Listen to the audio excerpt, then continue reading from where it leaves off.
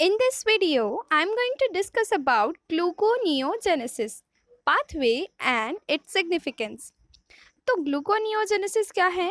जैसा कि आप नाम ही देख सकते हैं, जेनेसिस है।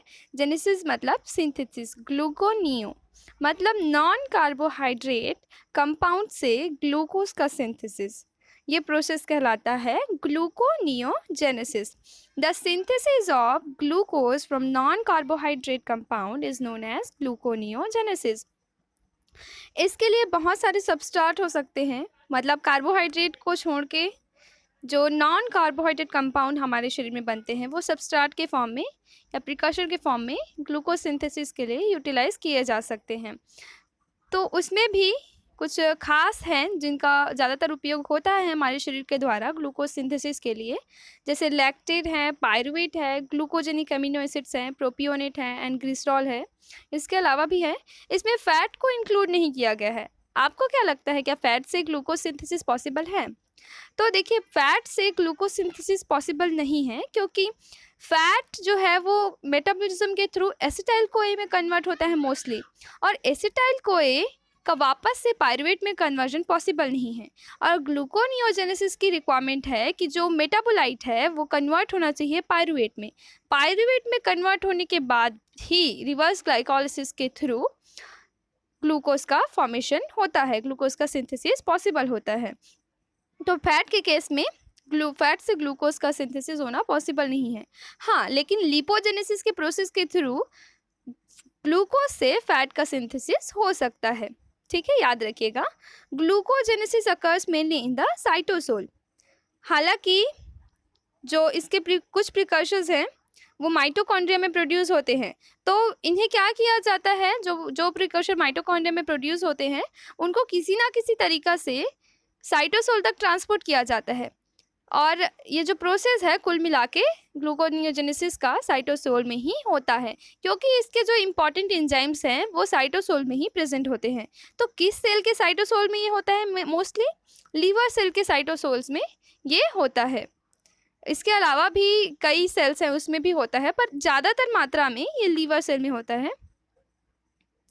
देखिए, लीवर में लगभग 1 किलो ग्लूकोज डेली सिंथेसाइज होता है ग्लूकोनियोजेनेसिस के थ्रू, जबकि किडनी मैट्रिक्स में लगभग इसका 1/10वां हिस्सा यानी लगभग 100 ग्राम सिंथेसाइज होता है कुल मिला के। आगे देखते हैं पाथवे ऑफ ग्लूकोनियोजेनेसिस। तो जैसा कि हमने शुरू में देखा, कई तरह के सबस्ट्रेट यूज़ किए जाते हैं इस प्रोसेस के लिए। तो हर सबस्ट्रेट का एक पर्टिकुलर पाथवे है, पर ये इनमें सब में ये कॉमन ये है कि कोई भी सबस्ट्रेट हो उसका जो फॉर्मेशन, उसका जो कन्वर्जन है वो पायरुवेट में होना ज़रूरी है। पायरुवेट में कन्वर्जन के बाद ही ग्लूकोज का सिंथेसिस पॉसिबल है। इसलिए हम ग्लूकोनियोजेनेसिस ऑफ पायरुवेट का रिएक्शन पूरा पढ़ेंगे अच्छे से डिटेल में, और एग्ज़ाम में भी आपको इसी को लिखना है और यही आपसे पूछा जाएगा। अगर आपसे इनमें से किसी का नाम दिया जाए तो इसके बारे में मैं छोटा छोटा डिटेल थोड़ा थोड़ा मैं बता दूंगी, तो उससे आपको एक आइडिया हो जाएगा। अगर ऐसा कुछ आता है क्वेश्चन में तो आप बना पाएंगे, पर हमें मेन जो पाथवे है वो पायरुवेट से ग्लूकोज सिंथेसिस का ही लिखना है। ठीक है, pathway for gluconeogenesis from pyruvate. This include conversion of pyruvate to फास्फोइनॉल pyruvate, conversion of fructose 1,6-bis-phosphate to fructose 6-phosphate and conversion of glucose 6-phosphate to glucose. तो देखिए, ग्लूकोनियोजेनेसिस का जो प्रोसेस है वो ग्लाइकोलिसिस का रिवर्स प्रोसेस है। Glycolysis में क्या होता था, ग्लूकोज से पायरुवेट बनता था, इसमें क्या होगा, पायरुवेट से ग्लूकोज बनेगा। ग्लाइकोलिसिस में 10 स्टेप होते हैं, उसमें से 7 रिवर्सिबल होते हैं, बाकी के 3 इरिवर्सिबल होते हैं। तो जो 7 रिवर्सिबल प्रोसेस हैं वो ग्लाइकोलिसिस एंड ग्लूकोनियोजेनेसिस दोनों में कॉमन होंगे, जबकि जो 3 इरिवर्सिबल प्रोसेस है वो अलग होंगे। मतलब वहाँ पे जो एंजाइम यूज़ होते हैं वो क्या थे, ग्लाइकोलिसिस में वो जो 3 इरिवर्सिबल स्टेप थे वहाँ पे एंजाइम यूज़ होते थे हेक्सोकाइनेज, फॉस्फोफ्रक्टोकाइनेज एंड पायरुवेट काइनेज। लेकिन यहाँ पे उनकी जगह कोई 3 अलग एंजाइम यूज़ होंगे, वो हम आगे रिएक्शन में देखेंगे, पर जो बाकी के स्टेप्स हैं वो जस्ट रिवर्स होंगे। याद रखिएगा, इस बात को, इम्पॉर्टेंट है, इससे आपको रिएक्शन को याद रखने में आसानी होती है। नहीं तो शुरू में आप इधर, अब मैं दिखाऊंगी जब आपको इमेज तो आपको एकदम कंफ्यूजिंग लगेगा, जैसा आप यहाँ पे देख सकते हैं एकदम इतना सारा है ऐसे। पर अगर आप ध्यान में रखेंगे कि ये ग्लाइकोलिसिस का प्रोसेस है और ये यहाँ पे पायरुवेट बना, यहाँ तक पायरुवेट बनता है, इसका जस्ट रिवर्स प्रोसेस होता है।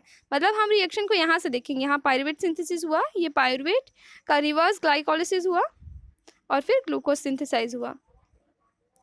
तो जैसा कि मैंने बताया कि ग्लूकोनियोजेनेसिस में 3 स्टेप्स हैं। सबसे पहला स्टेप क्या है? Conversion of pyruvate to फास्फोइनॉल pyruvate. ठीक है, ग्लाइकोलिसिस का ये लास्ट स्टेप होता है फास्फोइनॉल पायरुवेट से पायरुवेट बनना, लेकिन यहाँ पे ये पहला स्टेप है, पायरुवेट से फास्फोइनॉल पायरुवेट बनेगा। तो ये पायरुवेट है, ये पहले ऑक्सिलोएसीटेट में कन्वर्ट होगा, तो उसके बाद फास्फोइनॉल पायरुवेट में। तो कुल मिलाकर कहें तो ये 2 स्टेप प्रोसेस है। ठीक है, and this takes place in 2 steps. पहला है पायरुवेट टू ऑक्सिलोएसीटेट, दूसरा oxaloacetate to फास्फोइनॉल pyruvate. Pyruvate carboxylase enzyme यहाँ पे यूटिलाइज होता है, कार्बन डाइऑक्साइड ऐड होता है और एटीपी का भी यहाँ पे यूटिलाइजेशन होता है।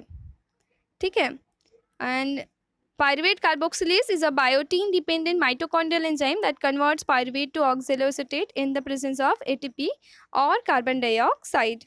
And pyruvate carboxylase enzyme regulates gluconeogenesis and requires acetyl CoA for its activity.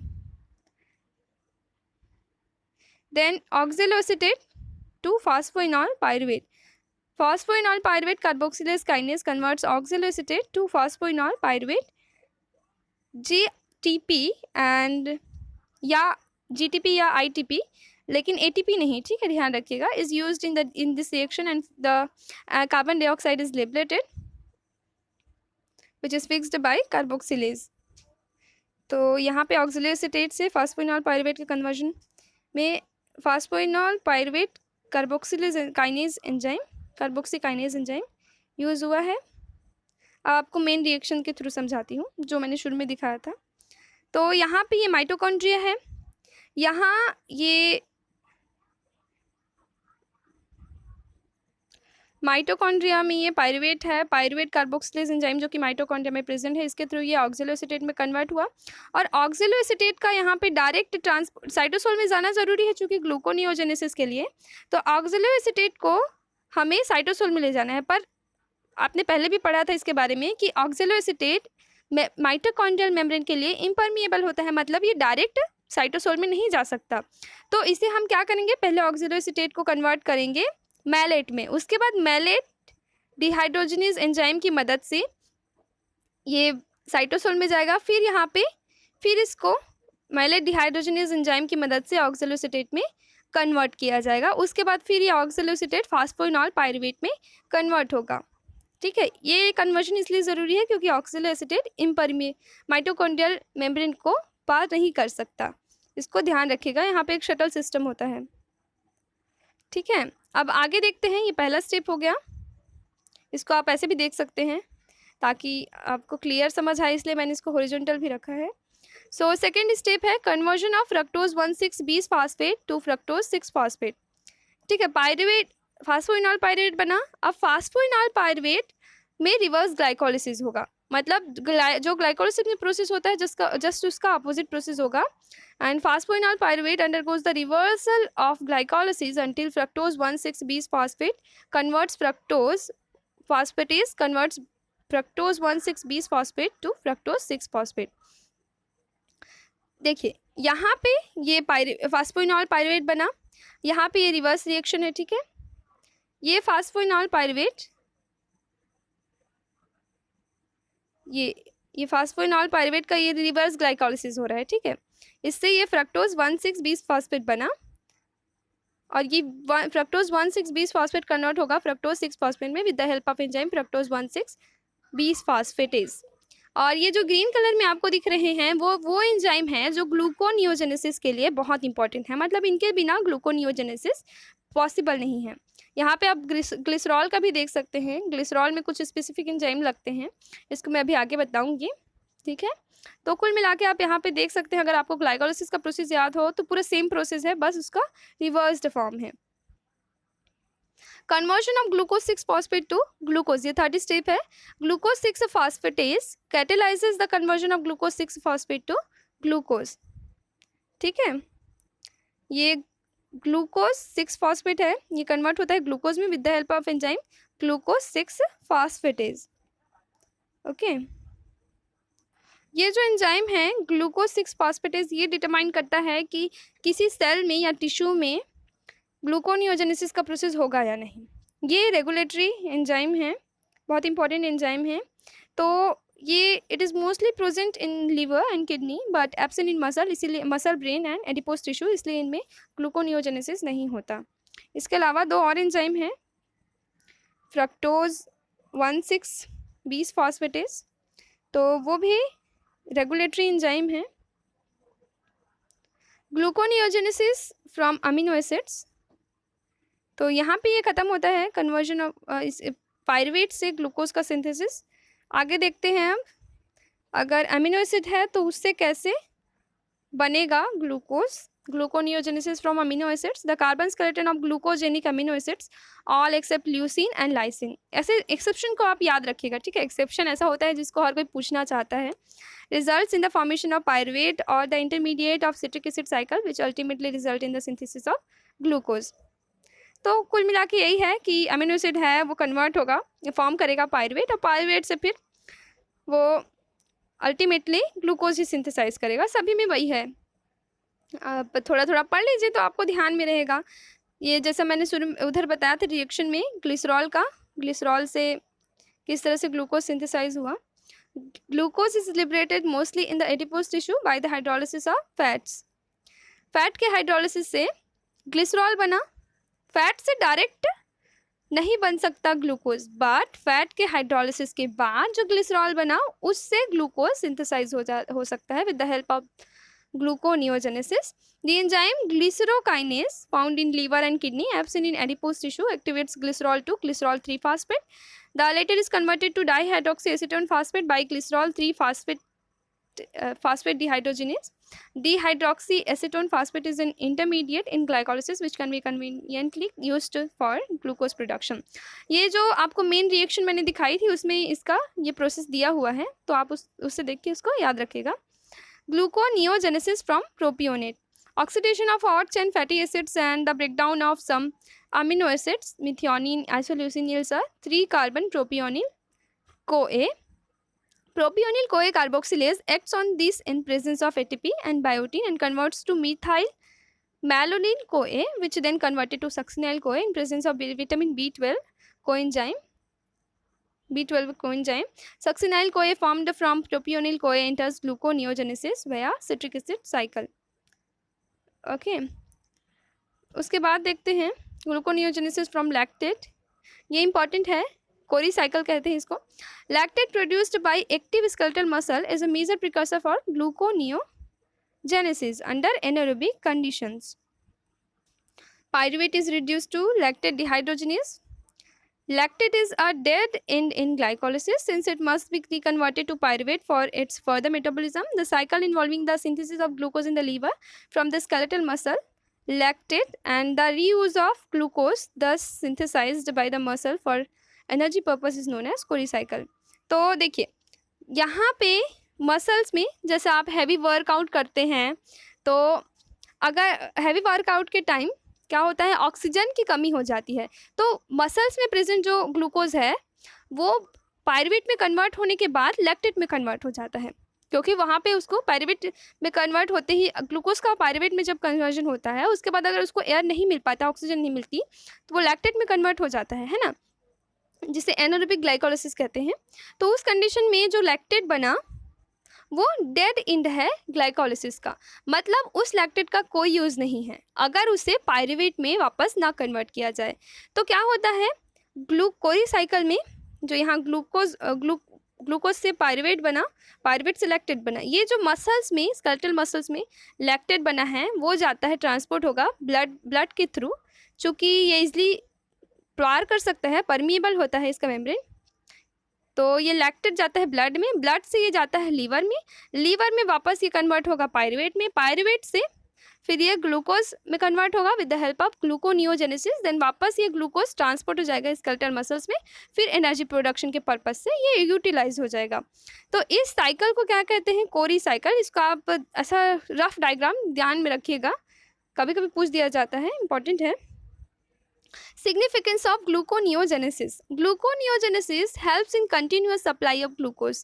Brain and central nervous system, erythrocyte, testes, and kidney medulla are dependent on glucose for continuous supply of energy. Glucose is the only source that supplies energy to the skeletal muscle under anaerobic condition. तो glucose कितना important है हमारे शरीर के लिए, हम specially हमारे brain के लिए, इसका अंदाज़ा आप इस बात से लगा सकते हैं कि human brain alone requires about 120 gram of glucose per day out of about 160 gram needed by the entire body. इसीलिए ग्लूकोनियोजेनेसिस का प्रोसेस भी इम्पॉर्टेंट है, क्योंकि मान लीजिए आपको लंबे समय तक कार्बोहाइड्रेट नहीं मिला, तो उस कंडीशन में आप कहाँ से देंगे ब्रेन को ग्लूकोज? इसी प्रोसेस के थ्रू ना। इसीलिए ग्लूकोनियोजेनेसिस बहुत इंपॉर्टेंट है, हल्के में मत लेना इसको, ठीक है। In fasting even more than a day, gluconeogenesis must occur to meet the basal requirement of the body for glucose and to maintain the intermediates of citric acid cycle. This is essential for the survival of human and other animals.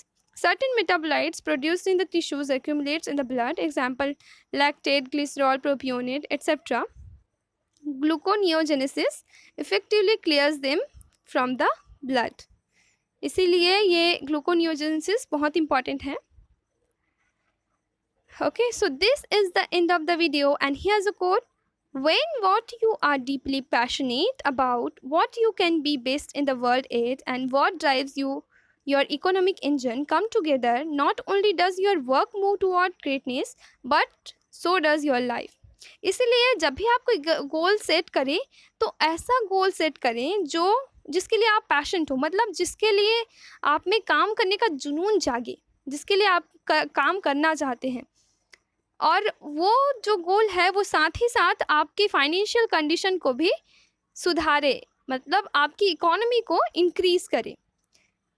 इसलिए इस बात पे ध्यान रखिएगा कि आपका गोल कैसा है। तो उस कंडीशन में क्या होगा, आप फाइनेंशियली सिक्योर रहेंगे, आपको ज़्यादा टेंशन नहीं रहेगी इधर उधर की, तो आप अपने गोल पे ज़्यादा अच्छे से फोकस कर पाएंगे। मतलब उस क्षेत्र में, जिस क्षेत्र में आप काम करना चाह रहे हैं, कर रहे हैं, उसमें आप और अच्छा प्रदर्शन कर सकते हैं, और वही प्रदर्शन आपको महानता की सीढ़ी तक पहुंचाता है। मतलब आपका काम जितना ग्रेट होगा, आपकी जो कीर्तिमान है वो भी उतनी ही महान होगी, आपकी जो कीर्ति है वो भी उतनी ही महान होगी। एग्जाम्पल के लिए, अगर आप साइंटिस्ट बनना चाहते हैं, तो साइंटिस्ट बनना आपको फाइनेंशियली तो सिक्योर करेगा ही, है ना। और फाइनेंशियली आप सिक्योर रहेंगे, आप उस फील्ड में अगर कोई बड़ी डिस्कवरी कर लेते हैं, तो उस कंडीशन में आप दुनिया के लिए एक मिसाल कायम कर देंगे। पूरी दुनिया आपको जीवन भर, जीवन के बाद भी याद रखेगी, है ना। So thank you so much. Like, share and subscribe to UG pharma guide.